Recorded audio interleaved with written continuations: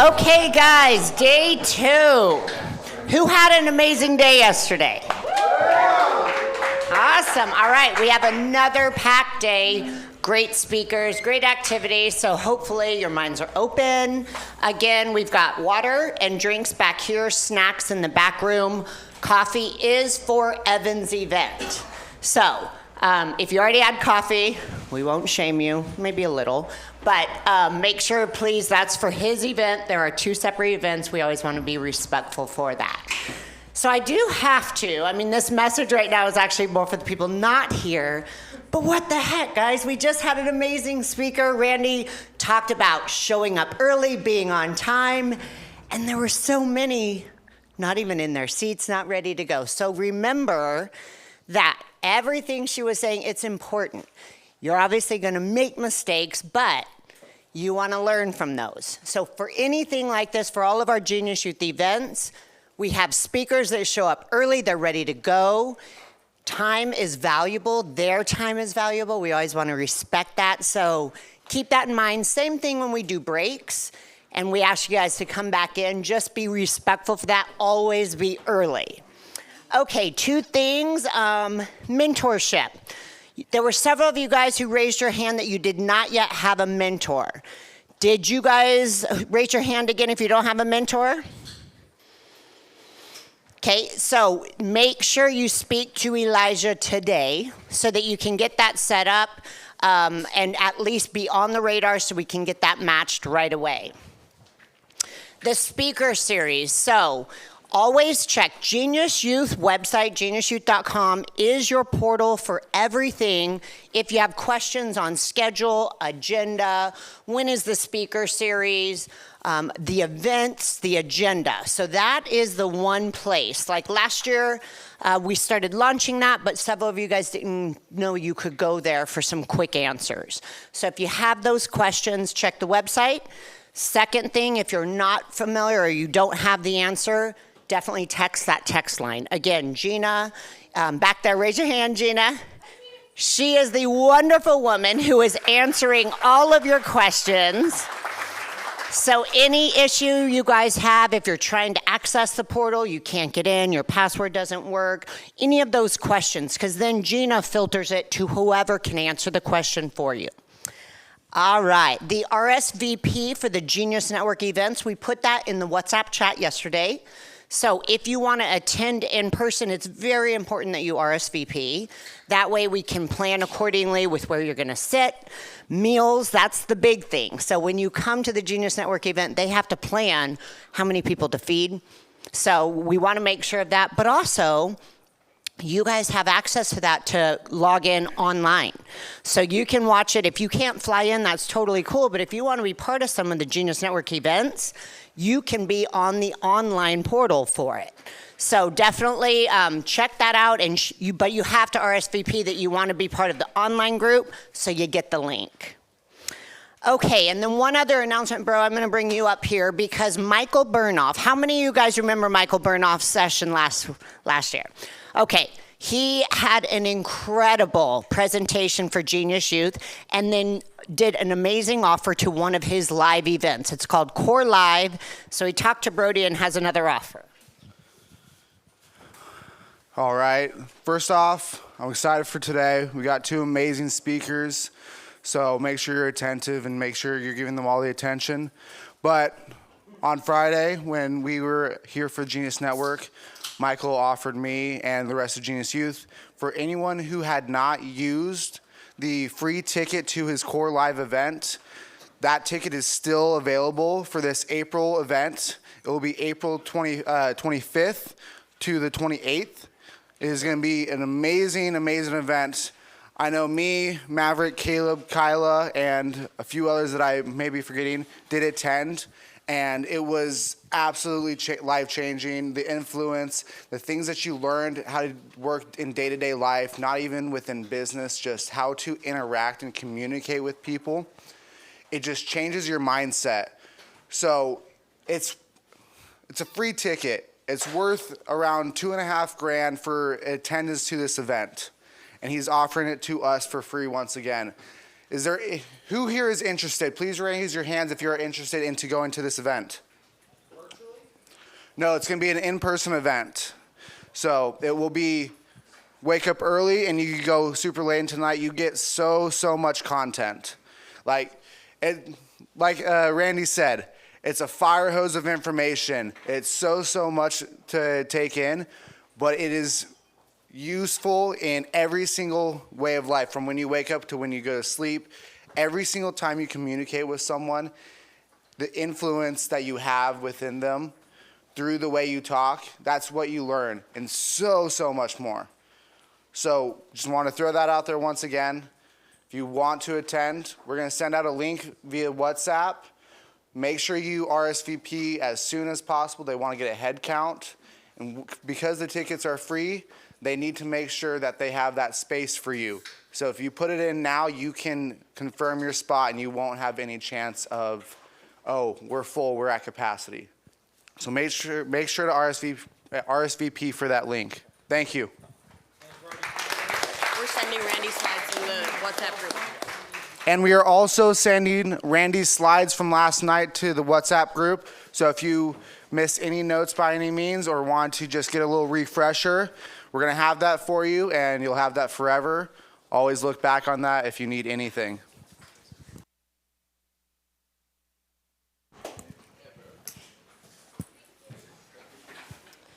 Okay, raise your hand if you know someone who has struggled with addiction. That's most of us. I'd say about 80%. Keep your hands up if you know someone who has been in treatment and failed. About half. Now keep your hands raised if you know someone who has been through the spin cycle 2, 3, 4, or 5 times, or if you've lost someone because the system didn't work. There's still some hands up. The current treatment system is designed for failure. The standard Medicaid model pays for 30 days of treatment, but science has proven that it takes 6 to 18 months of immersive work to rewire an addictive brain. Jimmy Applegate has spent 30 years in active addiction. He went through the system and failed 7 times before finally opening the door to his own sobriety, and the founder of Beacon Treatment Centers. The industry average for long-term sobriety is a pathetic 30 to 40%. That really means 60+% failure rate. Through this conversation with Jimmy, you'll see what's broken. You'll be able to identify how you might be carrying some of the same baggage of addiction. The title of Jimmy's new book is Addiction Recovery 101, An Industry That Is Broken. Please help me welcome Jimmy Applegate. Sit down. Thank you, dear.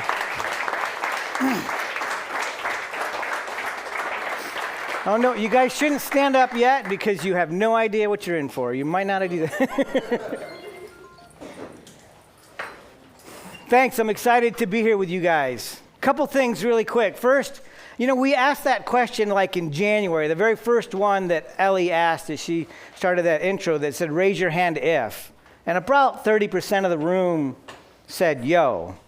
And then the second question, right?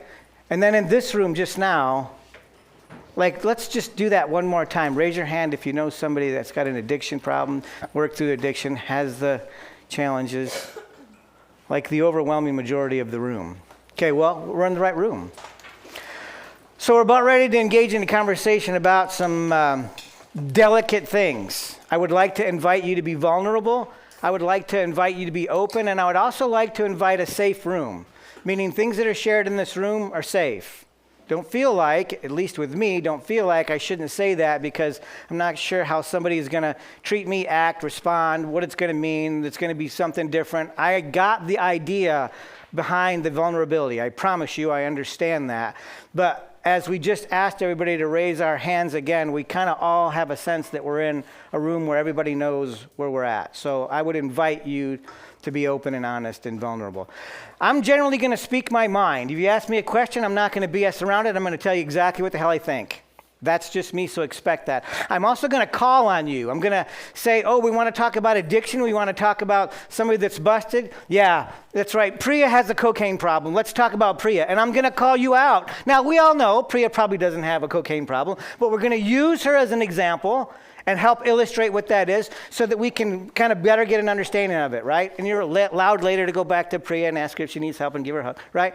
But look, you need to look at me if I'm about ready to grab you and say, Ellie, this, that, and the other thing, and let me know with your eyes. No, Jimmy, don't call on me, or it's okay. Because if you don't give me those eyes, I'm going to call on you. Go like this. Okay, is that cool? You guys good with that? Let me know. So let's get started, okay, with that. Pretty bold accusation I put up on the board, 60% of an entire industry that's busted. But let me ask you a question. What if 60% of the bridges that were built last year failed? Huh? What if 60% of the surgeries that were had last year had to be redone within the first 12 months?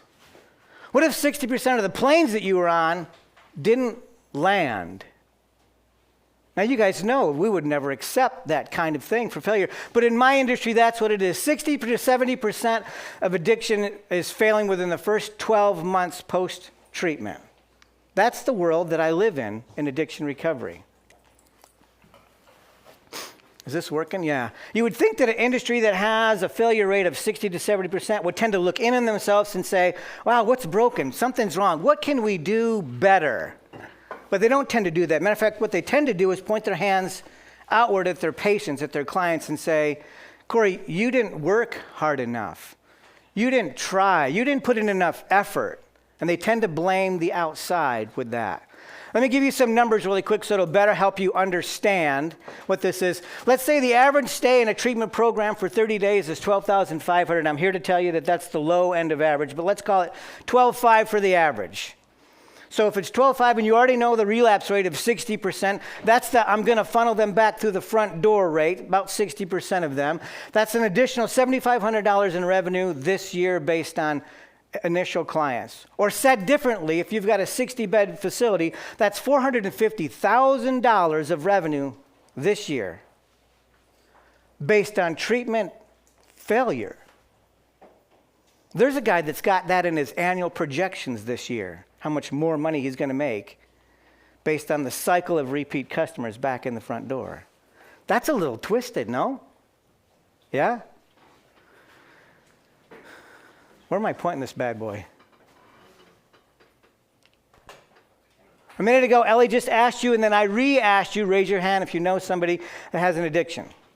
I want you to think about them for a minute, whether it's yourself, a friend, a loved one. And I'm going to tell you a story about a couple people in hopes that maybe there's a relationship, maybe there's a commonality, maybe you can see a link between them and the friend that you're thinking about. This Ryan woke up one day in a puddle of his own vomit, had empty liquor bottles around his head, and recognized he'd burned all of the bridges in his life, his family and his friends. Everything that he had to his name fit in a singular suitcase. That's Ryan. This Sheldon. I'm going to walk around a little bit, guys, so I can be close to you guys. Sheldon, you could say systemic trauma. You could say cultural trauma. 360 degrees around trauma, around Sheldon was alcoholism. His mom and dad, his grandparents, his wife, his kids, his cousins and uncles and aunts, 360 degrees. He got heavy into drinking and went on a binge for a couple of months. Woke up on the side of the road in a truck, wondering how he got there, and realized, man, if I don't do something different in my life, I'm going to die all alone in my truck. Nobody deserves to die alone, but that was his thought. This Telbin. You could probably make a really good common relationship between Sheldon and Telman because of where they grew up and who they are. So similar background, but young kid, 23 years old. Woke up in the middle of the night on the streets of Phoenix, not too far from where you're sitting right now, crying. Recognized the only thing they had left was what he was wearing, his shoes, socks, his pants, and his shirt, and that he was going to die right there on the streets of Phoenix if he didn't do something different. This Alex. Alex came into the story with 7 years of recovery attempts. He'd read the big book, and then after he read the book, he read the big book. And then after he read that again, he read the big book. Kept working on it, had a sponsor, couldn't put it together. Thought, man, is it me? Am I the one that's failing this? What the heck's going on? Each of these guys have something in common. Today, each of these men work in recovery with me, helping people on the other side of that fence become safe and healthy. But they have something else in common. All of these guys work through 5 common doors that we see in recovery. I bring these up to you because I want you to kind of know what they are, help steer, guide, and direct your loved one as they go through them. Reese, I will give you these slides if you want. I'd rather you guys be here with me than taking notes. So if you're going to take notes and you want the slides, I'll get them to you. It's not a problem. So 5 doors. That first door is called the event. That's the event that took place in the lives of the individual that said, man, I need to get something done. I'm fucking broke. Holy crap, I better do something different. For Ryan, it was easy. That day that he woke up in the puddle of his own blood, empty liquor bottles, and recognized the woes of his life, something else happened that day. He heard in the back of his mind his mom's voice, and it said to him, someday you're going to make something of somebody's life. You're going to help other people. And he let that be the catalyst that drove him into recovery. I got to get help if mom's right. And eventually he walked through door number 2. Door number 2 is the surrender. That's the time in an addict's life when we say, Jimmy, in charge of Jimmy's recovery, sucks. We must fire Jimmy at recovery because he's no longer the captain of it. He sucks at that. Let's go do whatever they tell us to do. For Talbin, it was easy. He woke up on those streets thinking he was going to die someday, and he always knew he had a problem. He always knew he needed to get help. But because of who he was and where he was born and where he grew up, he thought, I can't go in. I can't go into recovery. That's admitting it, and then I'll be judged. They'll judge me because of who I am. But in the day that he woke up thinking about death, he let the pain of death be greater than the pain of judgment. And in that moment, he said, I'm going to do whatever they tell me to do. I'm going to go. And he surrendered in that moment.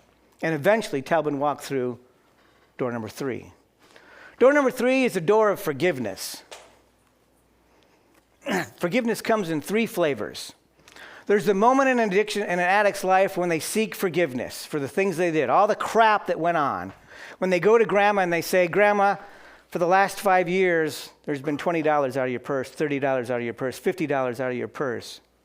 I did that. I was going to get it fixed and I stole money from you, Grandma. That's the first part of forgiveness. The other part is when the person that you seek forgiveness from forgives you, because Grandma always knew that you did that, and she came back to you and said, I love you. I was just waiting for you to tell me, and I forgive you. And the relationship is mended. There's that. But then there's a third forgiveness. It's the day like Alex, who hated himself through addiction. Every bad thing that took place in his life, his relationship with his kids, his wife, his job, work, business, everything that sucked was because of one thing, his addiction. It all went back to one place, his addiction, and hated himself every time he used. And then there was a day where Alex forgave himself. And he said, man, I like this guy. I love him. And I'm better now. I forgive you for everything you've been through. That's a hard day. But it sets up for door number 4, the door of hope. The door of hope is so cool because when your friend walks through this door of hope, they're going to feel something they've never, ever felt before. They're going to say words they've never said before. For Sheldon, it was easy. Month 3 into recovery. Because remember the story of him in the truck on the side of the road, I'm going to die alone?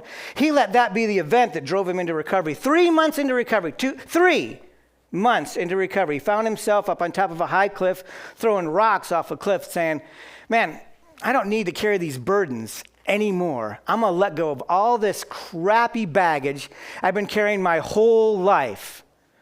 And in that moment, he had some clarity. And he said these words, I can do it. It didn't work for me before, but it's working for my friend Tom and Bob and Joe, and they're getting it done. I think I can get this done this time. I think it's going to work for me. I can do it. And they feel a feeling. And in that day, day 1, 3 months in, day 1, right there, I believe I can do it. Pay attention to that day. That's when your friend starts. I can do it. Because it sets them up for door number 5, the coolest door of them all, transformation. And here's what's cool about transformation. You think you know the person that's going to walk through that door. You don't. You don't know who it is. The person that walks through door number 5, transformation, is not the friend of yours that you went to school with in 5th grade. It's not the person that you went out with and double dated or went on the prom. It's not that person. It's not the person that you work with. It's a completely different person. The person that walks out of door number 5 is a brand new person. As a matter of fact, you're meeting them for the first time. When Talbin walked through door number 5, and his father met him there for the first time. Now, this is a guy, you should know, that Talbin has known for his entire life as a functioning alcoholic. But when Talbin walked out of door number 5 and his dad met him there for the first time, his dad said something new. Son, because you did this, I can do this. And Talbin's dad's currently in a recovery center and he's sober today. Because of the guy that walked out of door number 5. Now, I told you about these doors because I want you to know about them, but I also want to help you guide, steer, direct your loved one as they go through, maybe you need to get help getting into those doors, with a quick acronym, SOS. The first S, see. See them. See them as a person, not a problem. Recognize that the crap that they're doing right now, the stupid decisions that they're making right now is not them. It's faulty brain wiring that's broken. It needs to be repaired. See them as a person and help them own it. Own their own reality, because trust me, they're not seeing the big picture that you see. Help them own everything that's going on in their life, and while you're doing that, you're going to own your own emotions. What they don't need is you to pressure them. What they don't need is you to come down on them. What they don't need is your emotions. They need logic. They need just words of common sense to help them understand that. You're going to control your own emotions through that process. And then the third S, start. Start the process. Start walking through that. This is a together kind of thing, walking together. And you're creative people. Help create the event that will help them steer into that door. Now, we're going to take a pause just for a minute, because I want you guys to talk amongst yourself in groups of 3 to 5 about these 5 doors. Here's where you're at. The next 2 minutes, 3 to 5 minutes on the doors, what you learned about it, what you understand about it, what comments you have about the 5 doors, what questions you have about the 5 doors. 2 minutes, go. All right. Any thoughts? What did the person next to you say that you didn't know? What realization did they come to that you didn't have? What comments do you have about the 5 doors? What questions you have? Go. Don't raise your dang hand. Matter of fact, we've got a catch box now. I went and stole one of these and got permission to do it. So we can chuck this back and forth instead of running mics, because you guys can catch like that. Go. Tell me your name. My name is Shelby. Shelby, thanks. And I have a question about the C. When you want to address the problem to the person with addiction, how can you address it personally to them rather than bringing up the problem? Because the problem ultimately becomes the person, you know? It takes over their body. So how do you just address it without addressing the actual problem of addiction? You're a friend? This is a friend. Mom. This is a mom. Yeah. You can be direct with mom. The conversation that I'm asking is, can you be direct, straightforward? Is the relationship, whether it's friend, mom, or whoever, and Chris, get a mic, please, because I'm pulling you in here. Depending on that relationship is going to answer the question of how direct and straightforward that you can be. And it doesn't need to be about the substance. It needs to be about the behavior, and it needs to be about how that behavior is affecting our relationship, Brody. Me and you, what's going on? Because I miss my Brody. I miss my friend. I miss my mom. Right? That's the conversation that we're trying to have instead of about the alcoholism or the behavior of that. We happen to have in the room a guy that specializes in getting an individual through an intervention, and his name is Chris. He's right back here. You got a mic? Can you answer this for her and address this for these guys? Sure. One thing I'd say definitely, Shelby, is I'll talk to you today at length. But just in general, to the point you just made, you don't want to address the addiction directly. You don't want to talk about it as like you have a problem, it's this, it's that.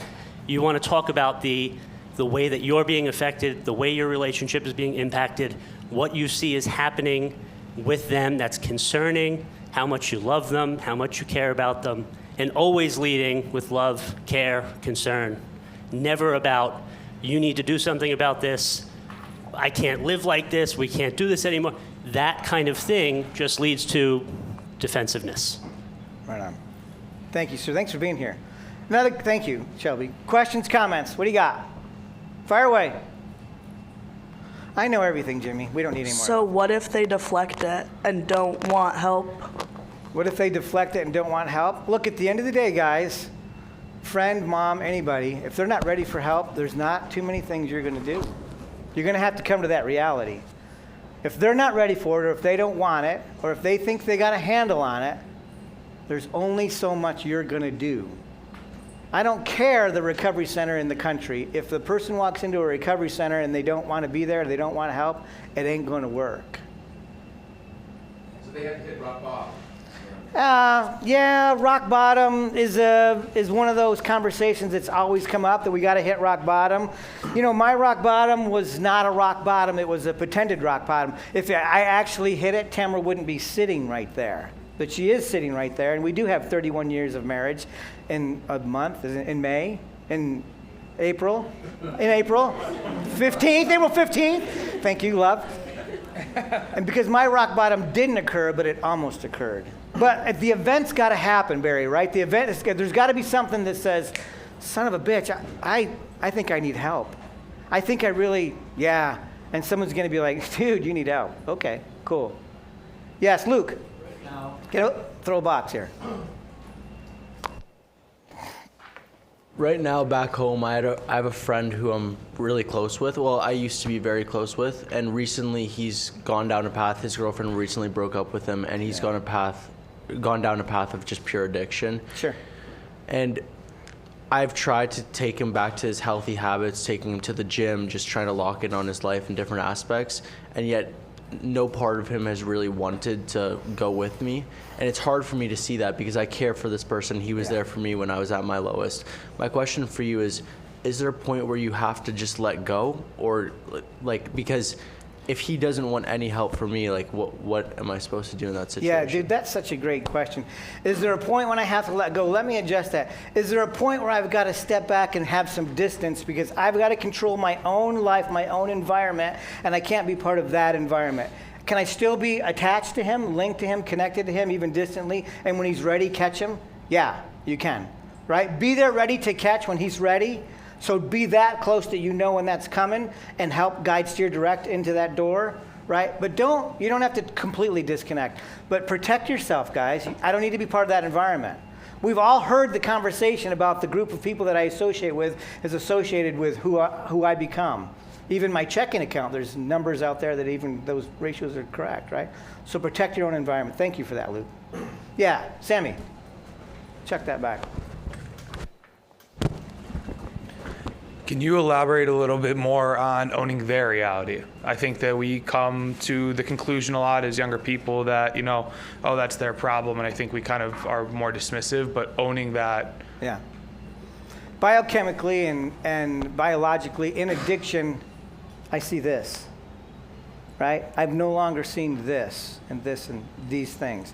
I only see this part, right? So you're going to have to open up their eyes and help them see the bigger picture. Because of your behavior, this happened. Because of your behavior, this went down. These things went wrong. You did this thing wrong. I did? I didn't think that was important. I didn't think that mattered. I didn't think that she liked me. I didn't think that, who cared?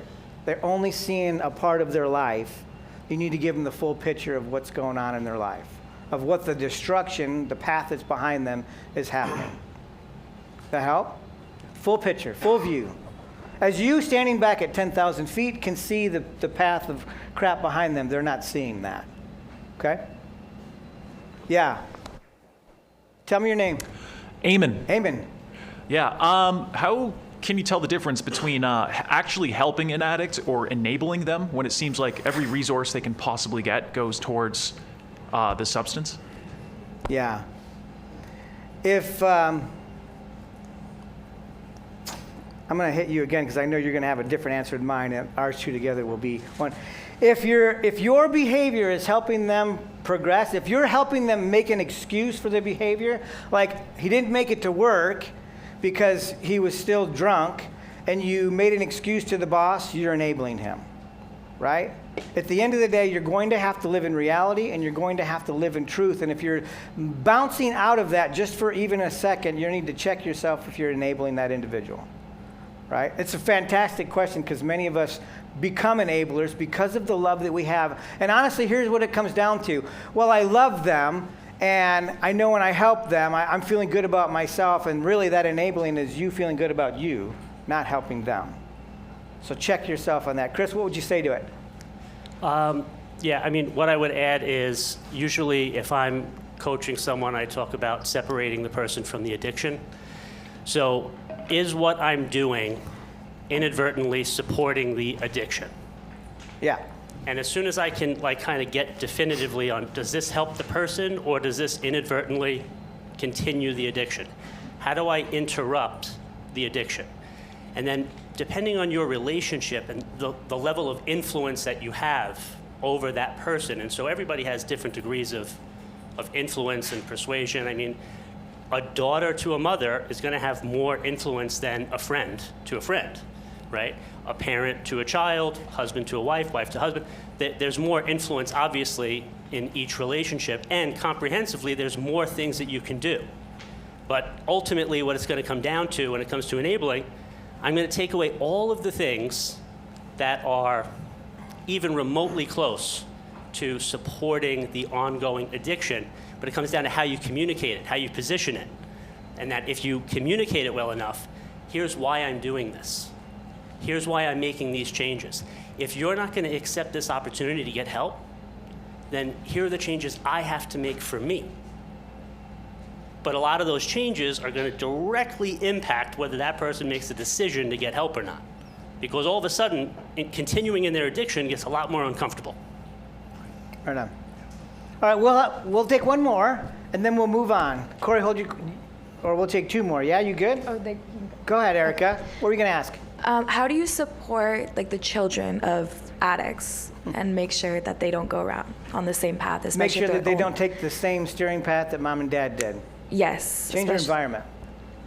Make sure they're loved and change your environment. It got to be the top two. There's probably 16 things, right? Because it depends on the case by case and the specifics. But changing their environment and making sure they're loved is going to be the two biggest keys right there. Thank you for the question. Corey, what do you got, Corey? I'm Corey. I'm an addict, and mine kind of piggybacks off that. So I know we're talking about the doors of addiction, but is there where do you stand on addiction prevention, where you have the 60% failure rate? How do you get it to where they never get into the doors of a rehab or treatment facility? Put your phone down. Don't pick up. I mean, it's easy just to say, don't drink. If you just stop drinking, you won't be an addict, right? At the end of the day, the opposite of addiction is, do we know the answer to that? The opposite of addiction, connection. Johan Hari, connection, right? Yeah.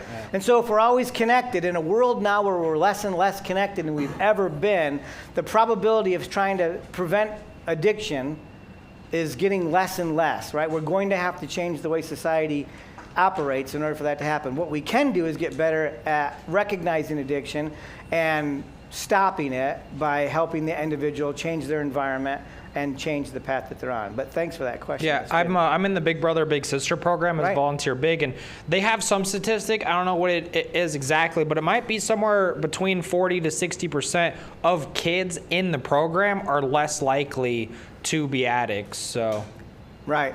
That's the connection part. Because they've learned those mechanisms and tools to fix that. Thank you for that. Thank you for bouncing it off of what Eric said. All right, so let's move on. You guys, we'll have another one of these through the middle of this, all right? I want to give you some more information. We'll go one more level deep. But as we were talking earlier, I mentioned a couple of guys, and one of them that I mentioned was Alex. This is a guy that had 7 attempts at addiction, or 7 years of addiction really is what that was, 6 failures, and 1 finally putting it all together. Throughout those years, he thought that it should have been 2. He was pissed off about it. Nobody knows how hard Alex worked through his trying to get sober time better than me. Because the fact of the matter is, Alex is me.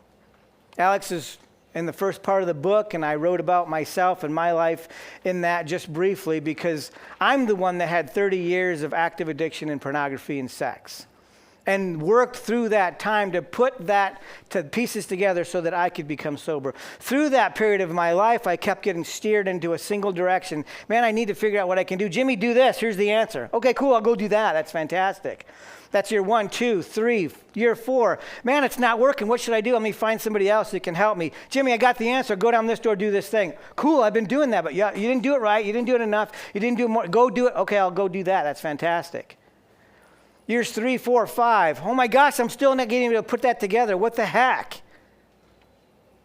Jimmy, I have the answer for it. I found the guy that knew more about this method and modality than anybody.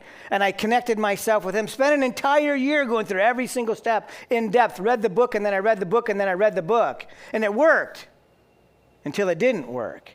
And it wasn't until Jimmy went out into the universe, Google, and found out, oh, what is this stuff about trauma repair? Wow, that rings true for Jimmy. Maybe I need to find out about trauma. And I added that to my arsenal. Hey, what is this stuff about an attachment disorder? Wow, that really sounds like something I need to study. Let's figure out about that. That I had to add to my arsenal. What's this neural immunology, quantum physics, freaking rewire your brain? Holy shit, that really rang true to Jimmy. I need to find out more about that, rewiring your brain kind of stuff. And I had to customize and put together my own treatment plan for me so that I could get it done. The industry did not steer me through that. As a matter of fact, the industry kept saying, go here, do this. And that only worked until it didn't.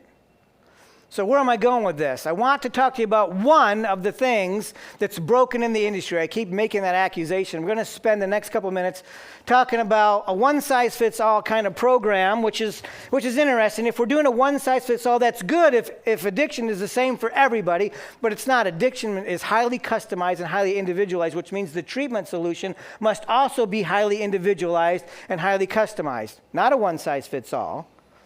And one of the problems is that this industry still has a fundamental disagreement as to what addiction is and what causes it.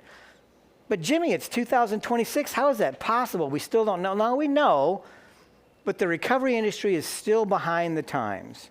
So what I'm going to do for the next couple minutes is bring into you several quotes from within the industry to help you understand the disconnection, what it is. Some of these people, and Joe happens to be in the room, some of these people are friends of Joe Polish, and Joe has interviewed them. They're great interviews. I'm going to let you know who they are and maybe steer you in that. So we're going to bring some of these people into the room for a minute and see what they say about it. Is that good?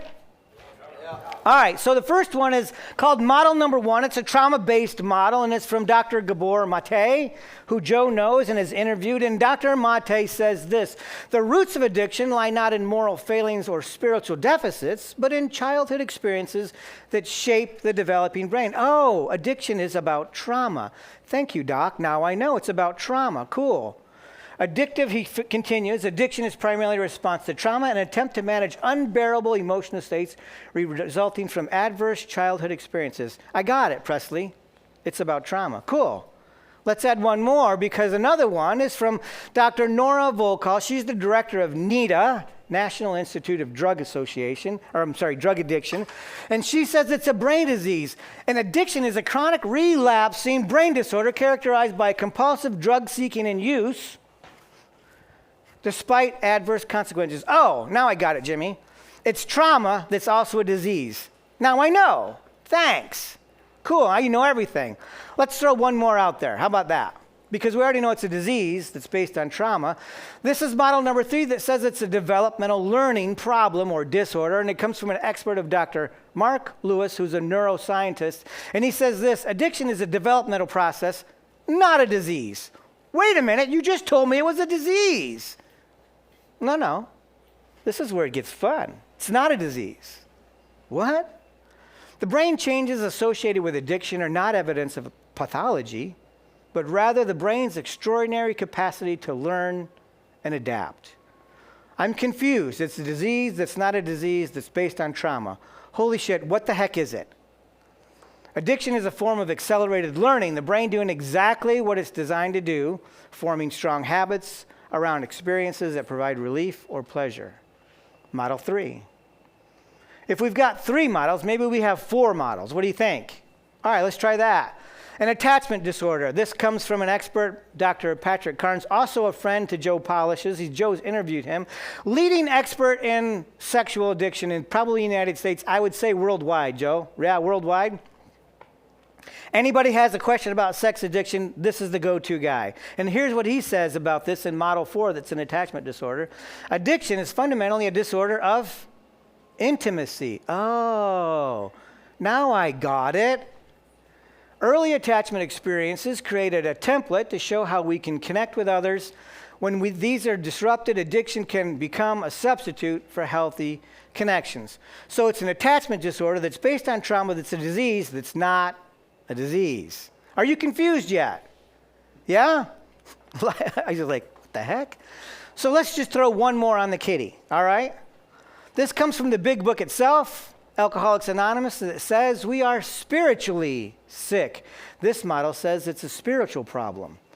We became subject to alcohol, king alcohol, shivering denizens of madness whose realm, a chilling vapor that is loneliness settled down.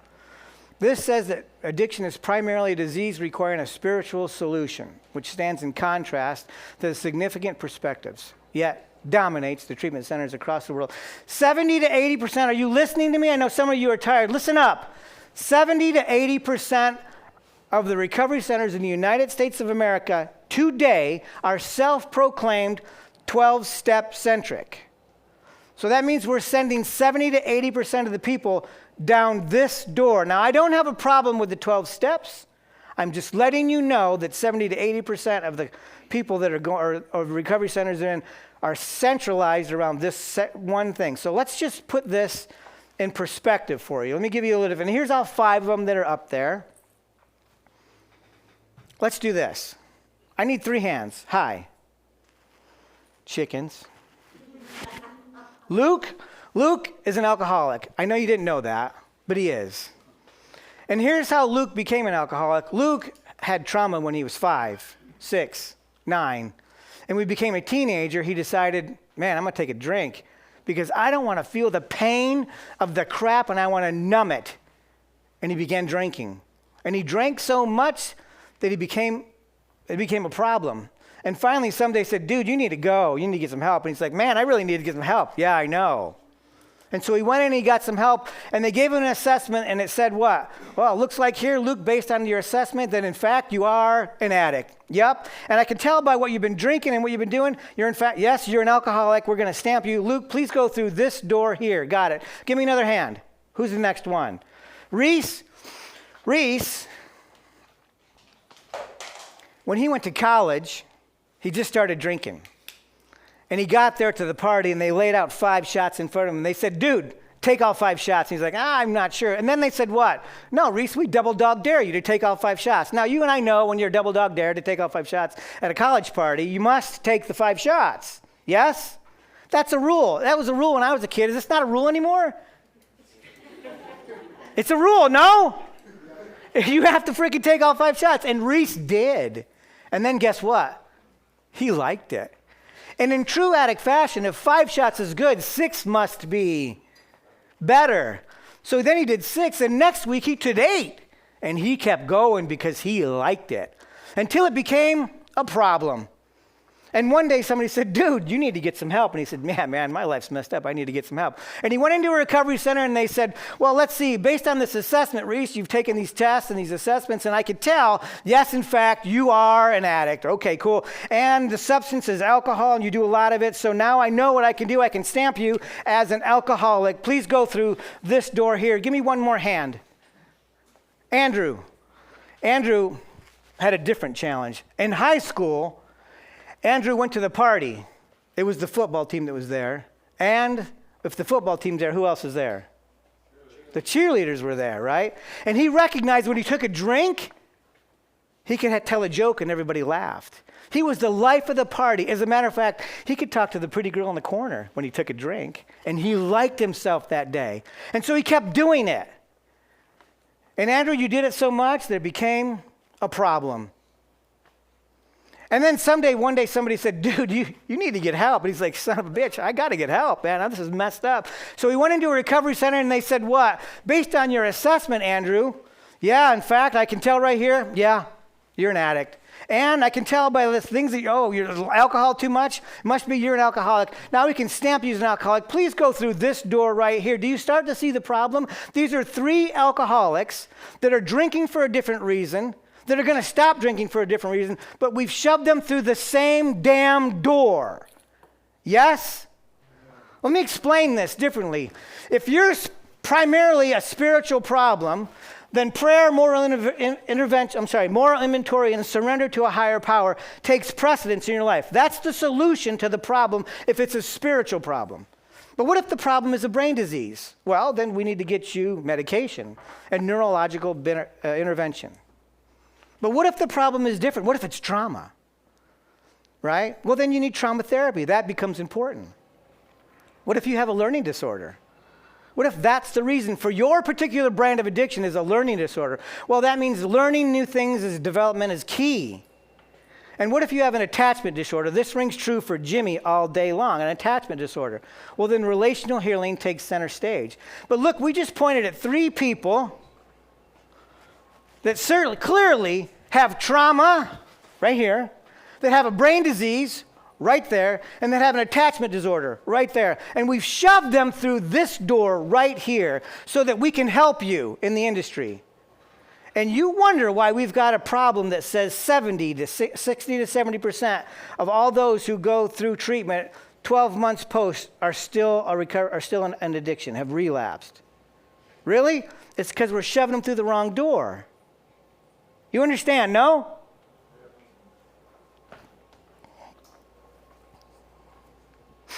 I came up with this sentence because it just had to be the summary of it.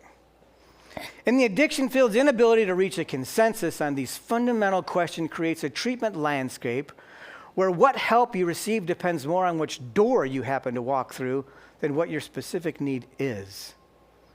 And if we don't fix this problem, people die. Every day we screw this up, it's measured in people not making it home. Every damn day we don't fix this problem. Now I'm going to give you 2 more minutes. I want you to have another huddle amongst your people, 3, 4, 5 people. Talk about some of the things we said that's in the industry, some of the things that are broken. I want to know your questions, your comments, your realizations. Ready, go. A couple more minutes. Go. What do you guys think? Where's your brains at? I'm so confused, Jimmy. Oh my gosh. Where's your brains at? What are you guys thinking? What's the conversation that you had? Who had an aha moment? Who's got a question? Go ahead, bro. Where's that box at, yo? I don't know. Huh? Hey. It's really scary how money intensive the recovery. It's really scary how money is the driving factor of all these addiction recoveries. And it's not even just the addiction recovery industry. It's all medicinal, it's food, it's really worrisome. You guys are starting to see how it's permeated the entire industries across the board. It's not just addiction recovery, it's everywhere. Yeah, you're right. Mm-hmm. Pervasive. Yeah, thanks for your comment. Yeah. Priya. I think it's also interesting that like in school we kind of talk about how like a lot of private equity shops are buying up addiction recovery centers and like how it's become such a formulaic business model and like they're actually trying and like a lot. I think they were talking about like celebrity addiction centers sometimes don't even like focus on recovery. It's just like a bougie vacation sometimes. Yeah. It's where it's a spa. Yeah. So I just think all of that is pretty interesting and also like the people who probably need it the most can't afford to get that treatment. Yeah, the most important thing to remember about that, I'll give you something really easy to remember. Sobriety is not recovery. That is sobriety, what she just described, right? 30 days, I'm sober, I didn't drink. Why? We locked the door and we didn't let any alcohol in. Duh, you're sober. Oh, I made it. Bullshit, you didn't do nothing, right? You didn't learn a tool to overcome. Sobriety is not recovery. Thank you, Priya. Yes, yes, and yes. 1, 2, 3, 4. So I guess I'm looking at this from my bias, which is the business medical perspective side. and the medical side. Yeah, sure, go. But I did find it really fascinating how you basically threw that revenue projection up on the screen, because that in reality, as somebody who raises money, that's exactly what happens. But I almost wonder if there's not another way to overcome that, right? Like if the revenue is really the question, then maybe instead of looking at how we can improve the revenues per person, we can look at how to improve the volume that go through the centers. If you have 60 beds, right, maybe you need to increase your reach. But have you guys seen products out there that work instead of trying to drive more revenues per person, that they try and maybe target the individual who fits your program, right? Like almost, I was talking to Reese about like an AI tool that can screen you, ask the right questions, use these LLMs to parse out what piece of the puzzle is driving you, almost like a YOS or one of those other tools. You're on the right track, Josh. And so there's an entire book, I'm going to give you guys a copy on the back, that's Addicted to Failure, that I point out several things that are broken in the industry, this just being one of them, and we start coming to conclusions as to what some of these solutions are. But one of the ones is customized care. One of the ones, instead of in the industry, which is normal, you go into the industry and you saw it here, here, and here, that we're just going to give you this assessment and this assessment, basic assessments that can determine, yes, in fact, you're an addict, and I see, oh, you're a meth addict, and so please go through this door, and we shove you through one door. But that doesn't determine everything that's broken about you, right? And so customized care, it's a good term that we've coined, that says let's now, instead of just giving you 2 basic assessments, let's give you 31 assessments and really get a well-rounded understanding of your culture, your background, your religion, your beliefs, your neurobiological markers, your everything about you, so we can give you a better plan that says, okay, through recovery, you need to work on this, and these. And what you might not need to do is go to this meeting, that meeting, and do these things, but here's where your focus is, and now you know your specific brand of addiction. The 3 alcoholics that we just pointed out in the room had completely different markers as to what made them an alcoholic, no? And so we have to help them identify that for them. The other part about that is we need to help get them involved, because what happens in the industry today is you sit down and the treatment professional asks you questions, and then they look at the algorithm, oh, I see the answer. No, that's not the way to do it. We need to ask you questions and say, let's have a conversation about intimacy disorder and exactly what it is, so that Josh can go, oh, that sounds like me. That might be something. Now we've engaged him in his own treatment, and he's helping make decisions as to what he needs. What's important about that? He's got buy-in. He's like, that's what's going to help me right there. When he goes to that class and talks to that person, he's going to be like, ding, I need to pay attention. Because most classes, he's like, I don't effing care about this. Why should I? I don't care. But if it's part of what he's identified that's his problem, he's on now. And if you're not doing that, you're still broken. Yeah? Good question. Thank you. Throw it back there. There was like 3 hands. Just do this. Matt, we haven't met yet. Nice to meet you. Yeah, nice to meet you, brother. What do you got? So I know a guy that owned a treatment facility, and they were like the top end of the market. And my understanding, it wasn't just the treatment centers as well. It was the court system and the insurance companies, because they would say they had their product model was quote unquote dynamic pricing, so they could charge $150,000 a month, which was insane. Or $10,000. Yeah, whatever. And the courts were willing to pay for that because they saw it as like the top end model. But I mean, talking about this, if it's 60% failure rate and they're all trying to shove them through the same door. Yeah. I can tell you how that worked out, and I don't know the company, and I don't want to know the company, so please don't tell me, but here's how that worked out. At the end of the day, there's no law that says thou must give me your statistic based on these exact parameters. There's no law that says how you can or cannot market yourself. So Luke went to treatment and he graduated in 30 days. Got it? 1, okay, cool. And Priya went to treatment and she graduated in 30 days. Done, right? Presley went to treatment and he graduated in 30 days. I'm at 100% success rate so far. Because all I'm measuring is people that graduated. Did you call them in 6 months? Are they still sober? No, we just measure if they graduated. So I've got an 85% success rate because all these people graduated. And that's what they're reporting to the court. And the court's going, son of a bitch, 85%? That's way better than industry standard. We'll pay your price. That's what happened that day, right there. There's no standard still in the industry. Some of you guys that want to get behind this and want to start talking to legal people and laws and senators, that's not where Jimmy's going to run.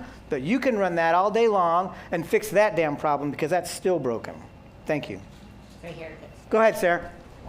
I think it was interesting for me. I had a moment of like you were saying, aha, while you were talking, because, you know, you were listing all these different options. And in my head, I was like, okay, so like which one is the right one? Like, when's he going to tell us which one's the right one? And then, you know, it ended and I was The like, answer is yes. Oh, the whole point you're making is like that entrenched mindset of like, there's only one door. It permeated to me. I don't really have much addiction in my life for the people around me. But even still, like that mindset was ingrained in me, even when you were saying the opposite of like, there's many different routes to identifying and working towards recovering from addiction. Yeah. And even while you're saying that, I'm like, okay, but when are you going to tell me what the right one is? Sure. So I just thought that was really interesting. Thank you so much. Because the answer is yes, right? All of those are problems. If we locked all those professionals in a room and said, hash it out, they're going to come to a conclusion. But the idea, especially for Jimmy, when I do my own research, I came across that quote and said, oh, this is it. Then I came across this quote and I said, oh, this is it. And then I'm like, well, which is it? Because they're out there, right? And no one's put it together and said, look, it could be a mix of all those, right? Because certainly, Reese as an addict wasn't only, double dog dared, but he also maybe had some trauma that kept him there. He also maybe had, an attachment disorder, learning problem, right? It's a combination of things, and if we don't assess the whole, we don't know. We just shoved you through this door here. Wrong answer. One more question, we'll go on. Go back there. Yes, sir. You spoke yesterday. Thank you for your conversation. I appreciate it. Tell me your name again. I'm Josh. That's your sister. That's my sister. Got it. Now we're on track, Josh. Keep going, brother. So you said that to Priya that there's a difference between sobriety and recovery? Yes, I said sobriety is not recovery. Exactly. Okay. And so experientially, what's the difference between sobriety and recovery? In recovery, is there actually a lack of craving? Yeah, good question. In sobriety, in recovery, is there a lack of craving? Actually, in both, there's a lack of craving. That's one of the problems, right? As I go through a 30-day program, a 60-day program, as I go through a period of time, as I'm reversing that addiction and getting into health, right? There's going to be a time, and I'm going to say it this way, a false sense of security where I think I got a handle on it. Damn, it's been 60 days. I haven't had 60 days of sobriety since I started drinking when I was 18, and now I'm 38. It's been 20 years and I've got 60 days. I think I got this. I probably can go out there into the world now and try it one more time, and it works for a month, and it works for 2 months, and it works for 5 months, and 7 months later, I go to the birthday party, and my guys are there, and they're like, dude, have a beer. I'll just have one. It's just going to be one. But you're an addict. So 1 is 3 and 3 is 12. And tomorrow you're hammered. And the next day you're hammered. And 4 days from then, and 7 weeks from then, you're hammered. Because you have an addictive tendency. And you haven't learned the tools to say, I need to not pick up one because as an addict, I can't pick up one. Right? As an addict, I can't get the email that's got the link that sends me the place that I don't need to go and click on it. I just need to recognize that's a place I shouldn't go because if I click on it, I'm going to get sucked down that tube and I'll be there for a day, an hour, a week, a month, right? Nope, I got to shut it off. I can't just have just one. I'm done. Thank you for that. Did that answer your question? It did, thank you. Okay, good. There was one more question here. No? We good? I'm going to move on. I asked you those questions. I told you that scenario because I wanted to ask you this very important question right here, which is this. What exactly is an addiction? We started out today with you raising your hand or not raising your hand based on if I know somebody in addiction. That precludes the idea that you at least had an idea of what addiction was or what it was not. If I could say that Erica does or does not, I needed to know what it was. No? So what's an addiction? Do you know? Is this an addiction? Looks like it could be. Let's say yes. She's probably got a problem, no? Okay, what about this guy? Is that an addiction? Okay. Not only is he drinking too much, but he's driving. I'm going to put my dad hat on because I'm allowed to. Don't do this one, ladies and gentlemen. I don't care if you drink or drink too much. Don't do this one. Don't get in the car. There's going to be somebody around you. I'll take my dad hat off now, but I own that hat for my entire life and I'm allowed to put it on. Don't do this one. Yes? Is this an addiction? Eating addictions come in multiple flavors. This one is too much, some is too little. But that's probably an addiction, no? How about this one? What about this guy? Is that an addiction? Put the quarter in, pull the lever down. Put the quarter in, pull the lever down. Put the quarter in, pull the lever down. An addiction, yes? You're good? What about these? Now look, I'm not going to be the guy that's going to talk to you about social media and your phone and why the internet's bad. You've heard it since you were 12, but let's just spend a minute here because as soon as I hit this on, most of you are like, yes, Jimmy, that's an addiction. It's an addiction, yes, it could be. The guy on the right is certainly going to walk into a telephone pole in a minute, no? Here's a couple things that we know because a court battle was just won, and we have some of the internal documents that took place from X. And we know that from inter-office emails while they were developing X, that they studied addiction. So they could mimic addiction.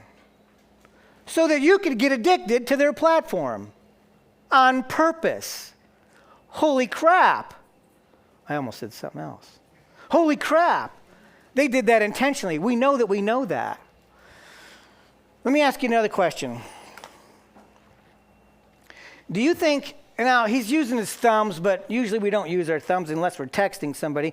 Do you think there's a difference between the guy previously that was put a quarter and pull the lever down, put a quarter and pull the lever down, put a quarter and pull the lever down, and you and me going like this? Oh, did you see? Look at the cats, the cat. Look, swipe.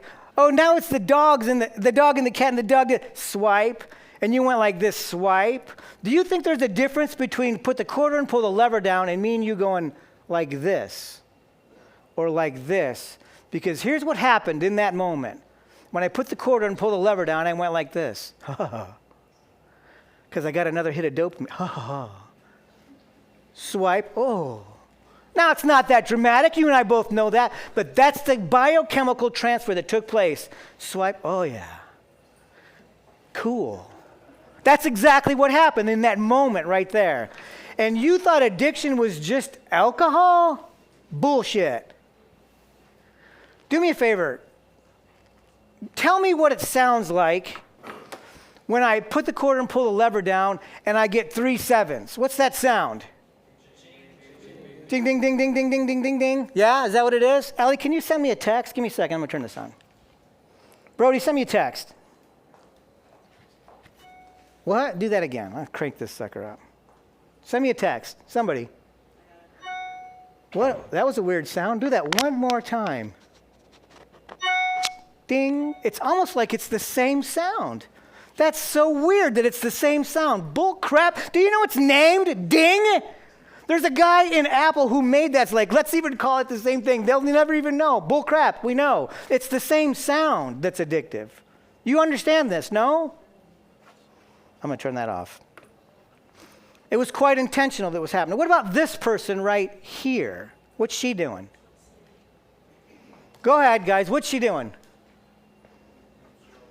Scrolling? What is she doing?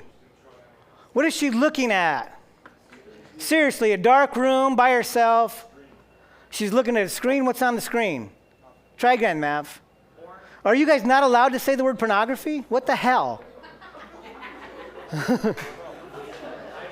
Look, seriously, here's the contract. When you guys come in, you're not allowed to say pornography. Is this person looking at pornography or not? Probably, yes? I'm not going to turn the screen around, you morons. The freaking heck. We're making an assumption. We're going to make a couple more assumptions. Hey, is this an addiction? Please notice where her right index finger is. Because you want to tell me there's a difference between put the quarter in, pull the lever down, put the quarter and pull the lever down, swipe, swipe, and this. Click. Oh. Click. Ooh. Scroll. Ah. You think there's a difference? I'm telling you, it's the exact same thing. It's the exact same thing, guys.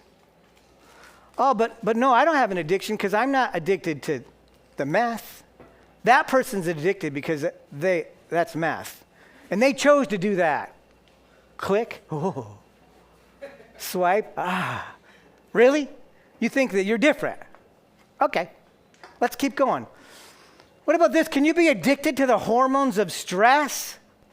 What? Could you?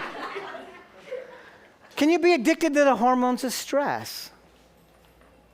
What do I mean? This guy, obviously, we're going to make an assumption that this guy obviously is driving to work. It's 8 o'clock in the morning, and he was cut off on the freeway by an older gentleman in a blue Honda, right? That's what happened. You can tell by the picture. So as soon as that happens, he's pissed off. What's the emotion he's going through right now? Anger. What else? Stress. What else? Frustration. And as soon as he got to work at 9 o'clock, he's like, dude, you're not going to believe what happened. There's a moron that cut me off on the freeway in a blue Honda, right? And then at 10 o'clock, he went down Mav, did you know what happened to me at 10? A moron and a blue Honda cut me off. And then at noon, he called his best friend and he said, dude, wait till I get home tonight. I'm going to tell you about this moron that cut me off in a blue Honda. And then he walked down the hall and he saw Sally coming at him and he was like, Sally, let me tell you what happened about this moron that cut me off in a blue Honda. He walked in at 3 o'clock to accounting and saw Tom. Tom, did you hear about what happened to me? Yeah, blue Honda guy. Tom had already known because he heard the story. He's told it so many times. And you've replayed that story over and over and over again. Why did you do that? Do you know why you did that? As we enter into this conversation about, what did you say? To feel it again. To feel it again. Right? Reese, you're right. I want to elaborate a little bit deeper than just to feel it again. Thank you.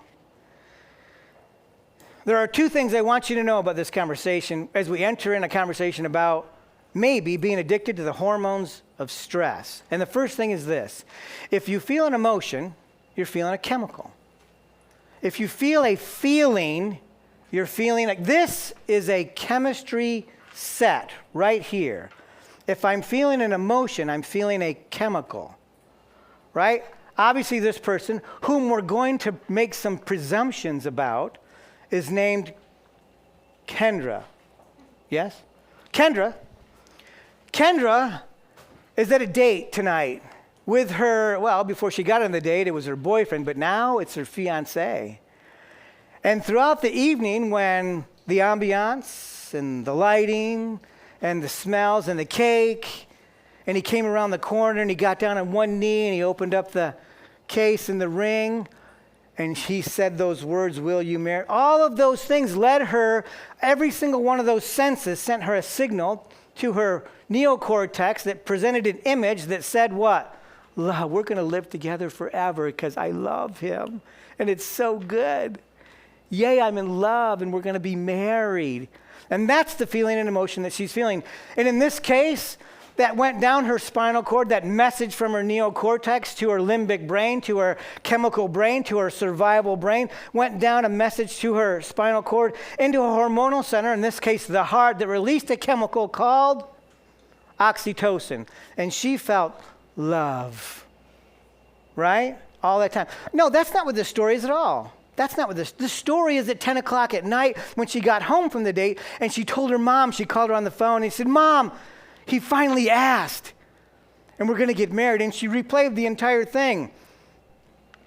The ambiance, the candle, the cake, the champagne, the knee, he came around the corner, the box he opened up and she felt every single thing one more time. No, that's not what this story is at all. This story is at 9 o'clock in the morning when she got to work. And she saw you and she said, he finally asked. We're going to get married. And the cake and the champagne and the ambiance and there was a candle and then he came around the corner and the knee and the box. Oh, I'm so in love. And you felt it too. And now we both have a release of oxytocin. That's not what this story is. This story is at 3 o'clock in the afternoon when she walked into Tom's office in accounting and said, Tom, yes, look, he finally asked. And she replayed that story over and over and over again because her brain doesn't know the difference. Here's the kicker. Your brain does not know the difference between the actual event that took place when he asked me at 8. And the one that I replayed over again, and every single time I replayed that, I felt that emotion one more time. One more time. One more time. You understand, yes? If you feel an emotion, you're feeling a chemical. Now, a minute ago, I said there was 2 things I wanted you to know about this.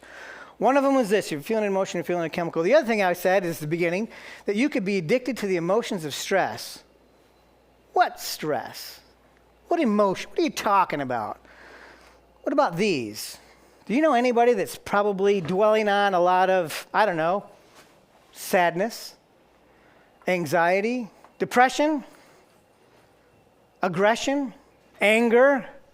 I know it's not you guys in this room. We don't do this, but you know people that repeat, rehearse, regurgitate, replay their story about depression on a regular basis. No? No? No, Jimmy, we don't know anybody. All right, class excused. Do you know somebody or not? Yeah. You do. We understand this, yes? Because, matter of fact, they see you at the lunch line. They see you and they go, hey, dude, let me tell you what happened. My best friend's cousin's uncle's brother, he did this one bad thing to me. And you go, what? Jimmy, that happened to you? Now I know we're friends because I can keep coming to you and telling you bad things, and you're going to give me the response I need that rationalizes and justifies my feeling. Thank you, Isley. But what's she do? Now that I've told her a story, she's got to do what?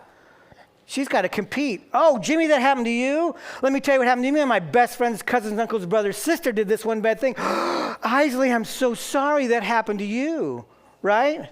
And Erica's not even in the damn conversation. She just sees us walking down the hall. Oh, I see you guys are talking about bad things. Oh, let me tell you what happened to me. My best friend's cousin's uncle's brother's sister did this one bad thing to me. Erica, that happened to you? Holy shit. And now we're all wallowing in our freaking misery together. Yes? Sorry, I might drop a few of those. I apologize. And now we're all wallowing in that crap together. And every single time we do that, it's a chemical. And our body goes like this. Oh, thanks, man. One more time. So let's just pick on, I don't care, pull a word off the board. Which one you want to pick on, guys? Give me a word.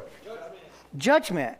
Because I don't know anybody that judges people all the time, and they're always judging people, and they're always talking about how bad people are and how people suck and they're stupid. By the way, everybody that drives a blue Honda are morons. Did you know that? And so when that happens, a signal is sent into our neocortex, actually producing an image of what? Judging other people that are stupid, obviously, which sends a signal down my spinal cord to a corresponding hormonal center to these glands right here, which are what? Which glands are those? Do we know? Those are the adrenal glands. And as soon as they're activated, pumping an entire flood of adrenaline into my body. And here's what it looks like. My pupils dilate. My capillaries, my blood system is opened up. Now I'm pumping oxygenated blood into my extremities, so getting me ready to run, fight, or hide on a regular basis. Yes? That's exactly what happens. And I'm telling you, that happens when I'm judging people. This system, which was built so that I can evade the lion, this very adaptive system that kept me survive in survival mode, when I lived in the Serengeti, and the lion was over there, and it roared, and my cave was over there, and I had to assess right away. Let's see, the distance between me and the lion is this, and he's got 4 legs, and I've got 2, and my cave is over there, and I got to either decide to make it from here to there, and I can run, or I got to fight the lion. Which one am I going to do? I think I can make it. I'm going to go. And that adaptive system turned on to keep me alive in survival mode. That very same system turned on when the guy in the blue Honda cut me off. That same system turned on when I replayed it at 9 o'clock. That same system turned on when I replayed it at 10, when I replayed it at noon on the phone, when I talked to Tom at 3, and when I went home at 6 and met my best friend and said, hey, let me tell you about the story. And I held on to that story all day long. Why did I do that? Why did I do that? Do you think that stress is addictive because... Throw him that catch. I want to hear your question. Throw him that. Thank you, dear. Tell me your name, brother. My name's Dominic. Dominic, what do you got? I have a question. So do you think stress is addictive because when someone's stressed or judging, you have norepinephrine, dopamine, and cortisol all at the same time. So it's like a cocktail, and it can make you feel like powerful, and in that moment, and like driven. And you think that's why people get stuck in those loops? It's because when they're not stressed, something must be wrong, and when they are stressed, they have like drive and purpose in that moment to do something. That is a fantastic question. First of all, I no longer think that. I know that. And here's what I know. The more you dwell on that, the more you replay that, and the more you repeat that, the problems, your craving of stress makes you feel so alive. That you've heard an adrenaline rush. You guys know the term. Your body gets addicted to that, and it craves more of that. So when you're walking down the hallway and there's Sally, your body is literally saying, hey, there's another opportunity to tell that story one more time because you've not seen Sally yet. Sally, did I tell you about that idiot and the blue Honda got the whole thing, and you regurgitate it one more time, and your body said what? Oh, thank you. Because it craves those hormones.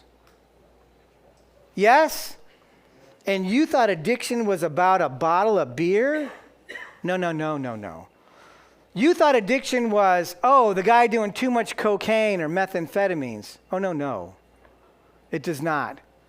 Don't you dare ever let anybody around you look down their nose at an addict because you're better than them, because my fucked upness is not as bad as your fucked upness. Do you understand? Your problem's different than my problem. So what? We all got problems. We're all broke. Don't you dare ever let anybody around you talk down about that guy who's the drunk, because you're too busy going, oh yeah, well he did it to himself. No. You got your same problems, and probably one of yours is up on that board right now. Josh, go. Yeah, so I just have a couple of questions, I guess. Number one, obviously the body's designed this way on purpose. There's a lot of reasons why this is a great feature to have. Let me help you with that right there. Obviously, this very adaptive system kept us alive for centuries. Very adaptive system is now a little maladaptive. That's where you're going. Yeah, sure, but I still love that this works in my body, Like there's a lot of good it should reasons. Keep you alive. Yes. And it also increases performance in different things, and there are great benefits to this. But my question is, there's also a lot of things where this hurts you. Mm-hmm. So how do we, I would say, compartmentalize the times when it's good to have this, and if you are in a spot where it's not, how do you get over the stress addiction? Okay, perfect. So there's a couple answers to the question. You guys understand his question? He's talking about how this response is normal. It takes place in all of us. We like it. We want it there. It protects us and keeps us safe. When we put our toe out into the busy street and the horn honks and it makes us jerk back, it keeps us alive. We want that. No? Okay. But at the same time, it does mess up my body because there's a whole truckload of things that turn off just because the fight or flight system turned on. There's a whole bunch of things that turn off that have to do with the health of my body. Right? And so how do we balance that out? Is this your question? Is this making sense?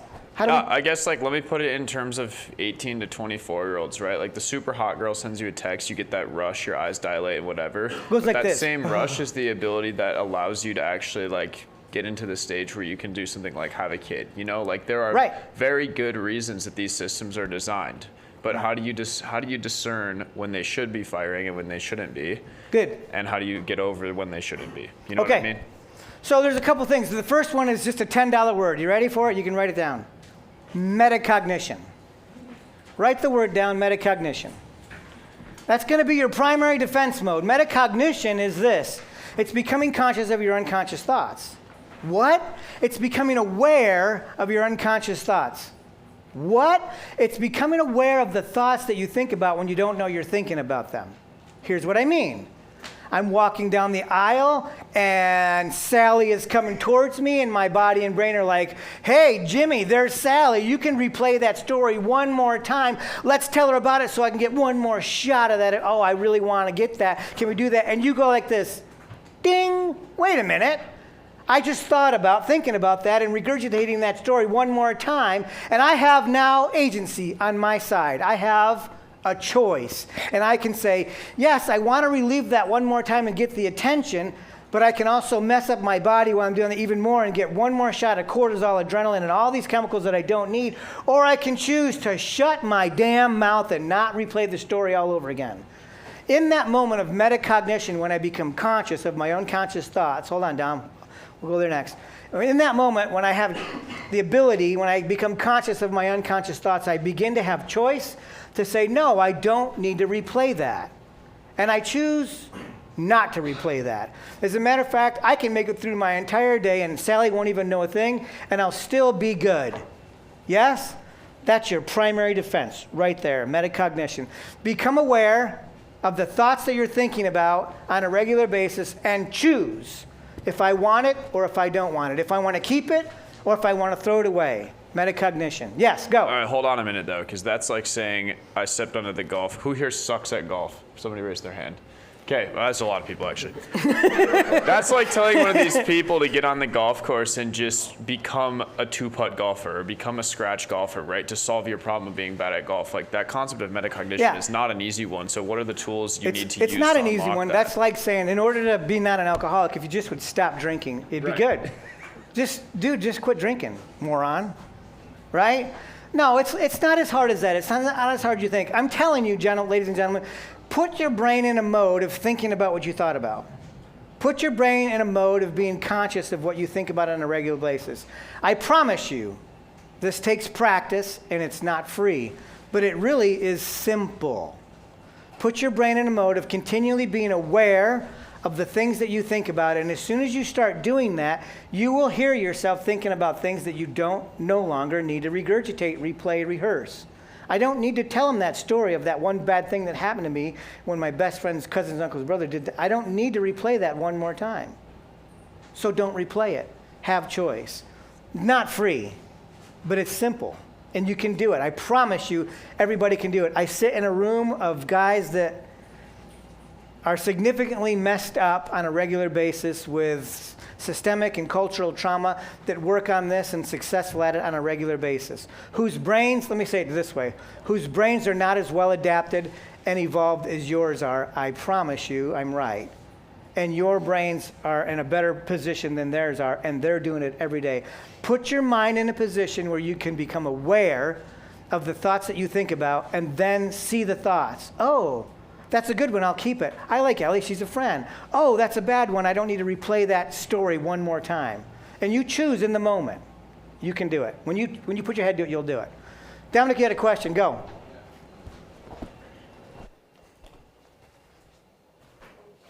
So my question would be, so for example, the cold plunge is extremely similar to fight or flight, like getting ready to fight somebody or telling a story like that. You have the same chemicals being released, and like your dopamine increase is about the same as cocaine, like 2.5 times.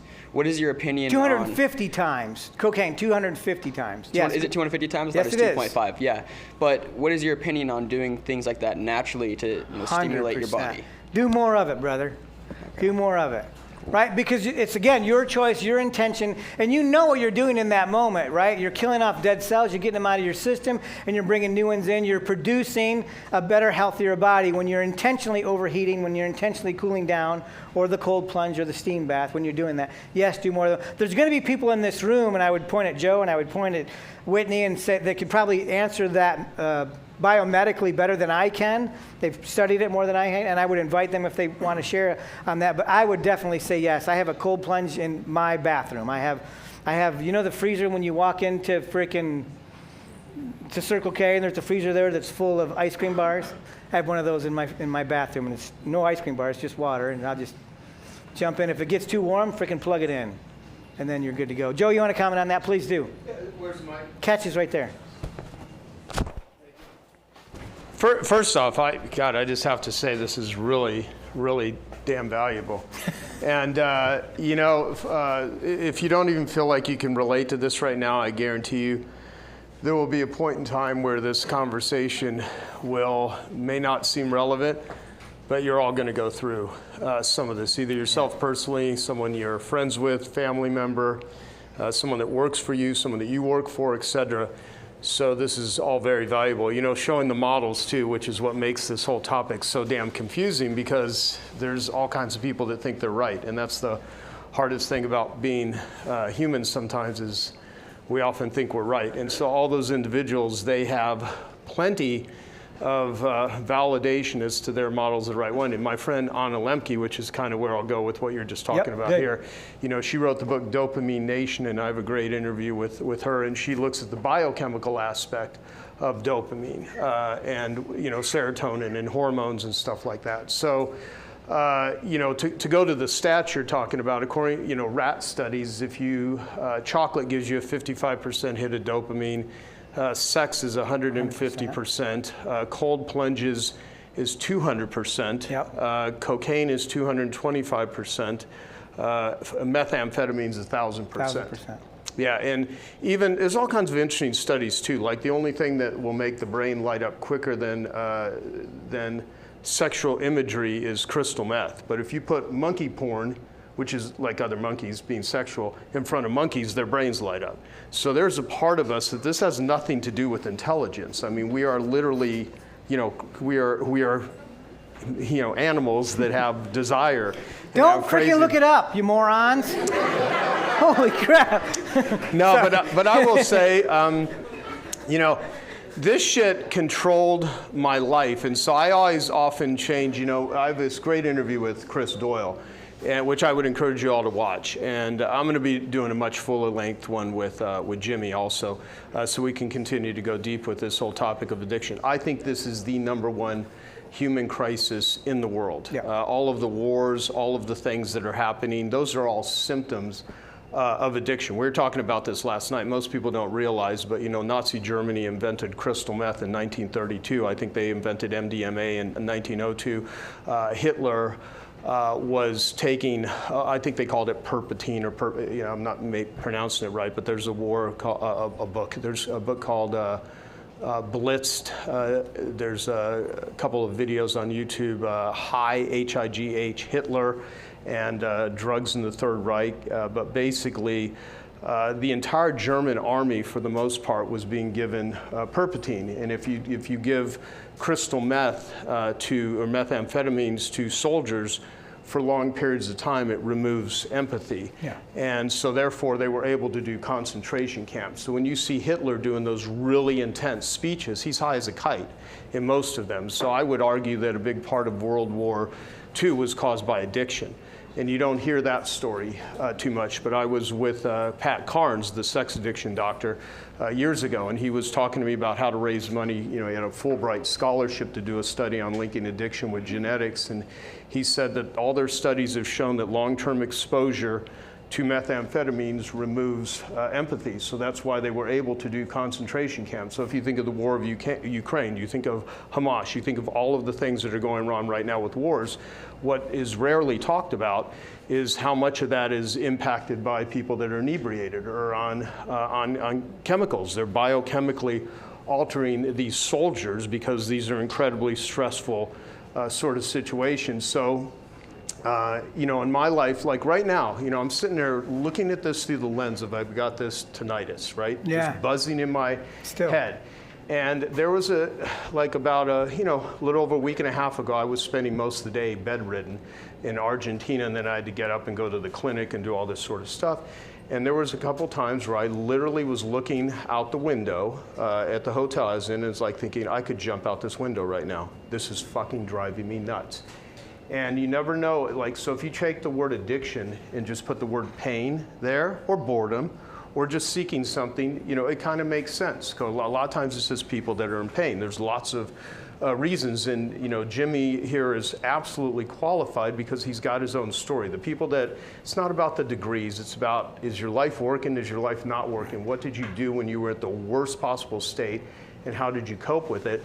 And it's a very complicated thing, but I hope this, you know, how many of you have a perspective about addiction recovery listening to him now that you never thought you would have had before, right? Yeah, I mean, and this is deep, and this is stuff that I wish I was exposed to early on. I literally spent a couple of decades of my life acting out sexually, pursuing all workaholism, drug addiction, inebriation, because I just didn't know what to do.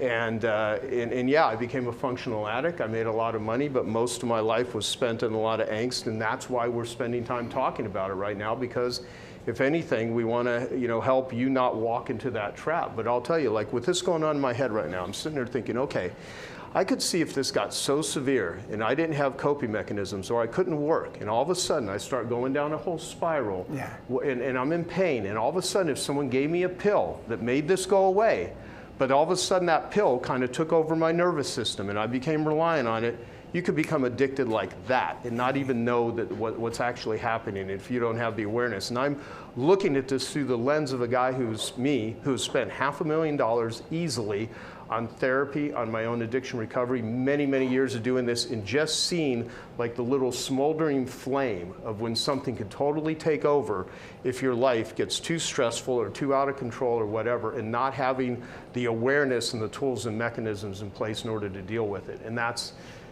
why this is such an important, critical conversation right now. So anyway, I've rambled enough. Good. Thank you. Thank you. Oh, sorry, Harold. Yes, whoever. Yeah. Priya, what do you got to say?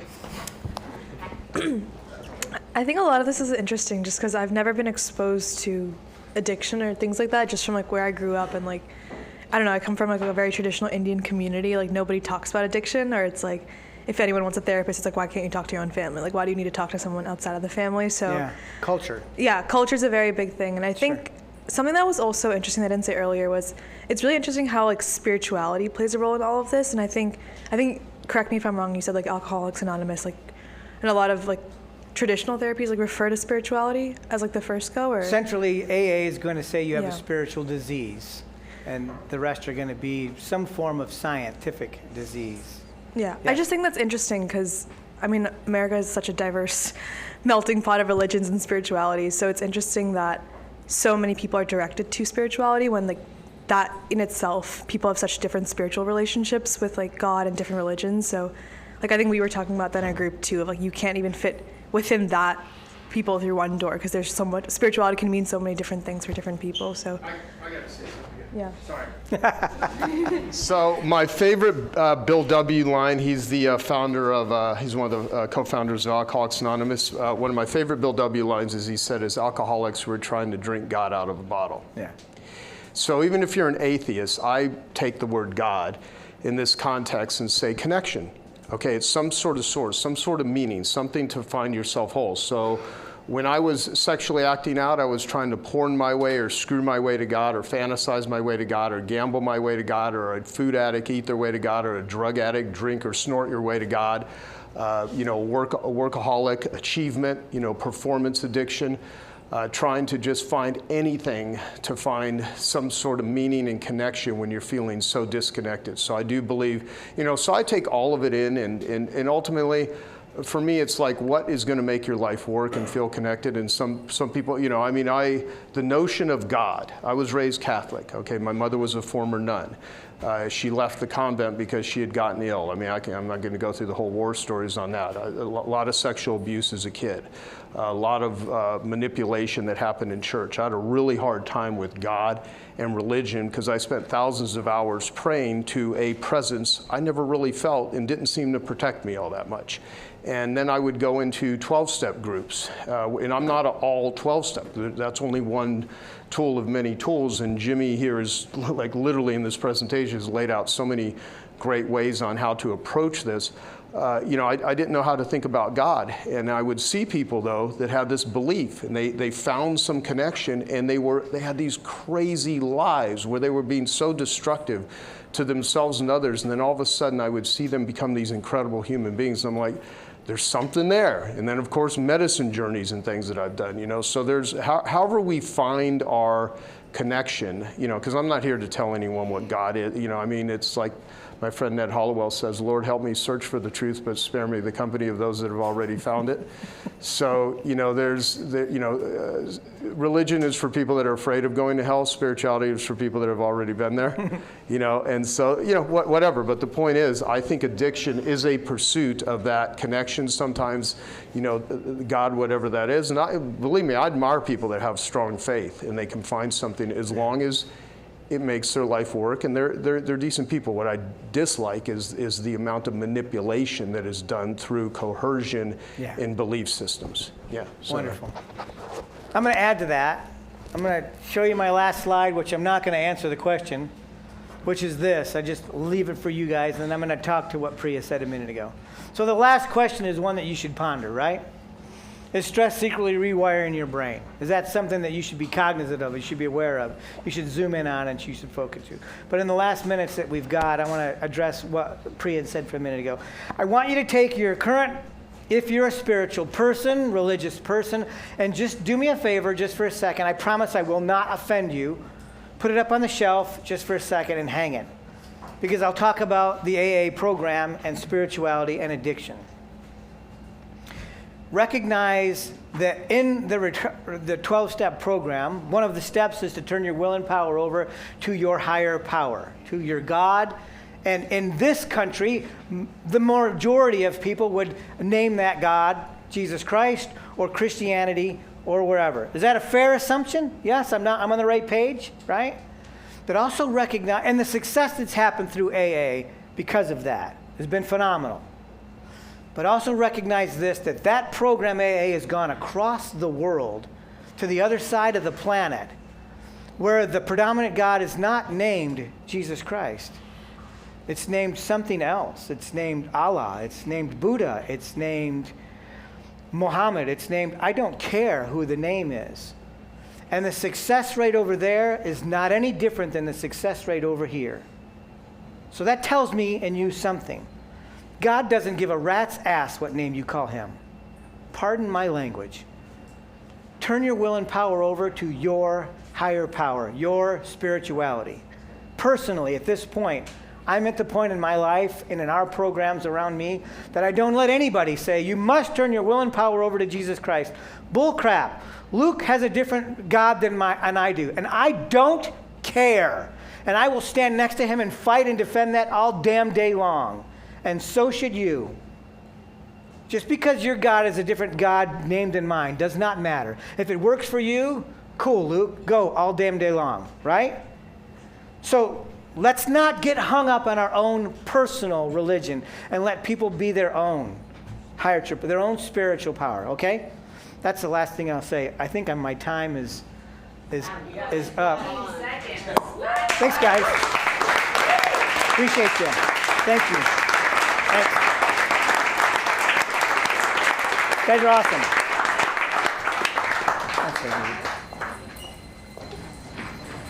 Thank you, Jimmy. You bet, dear.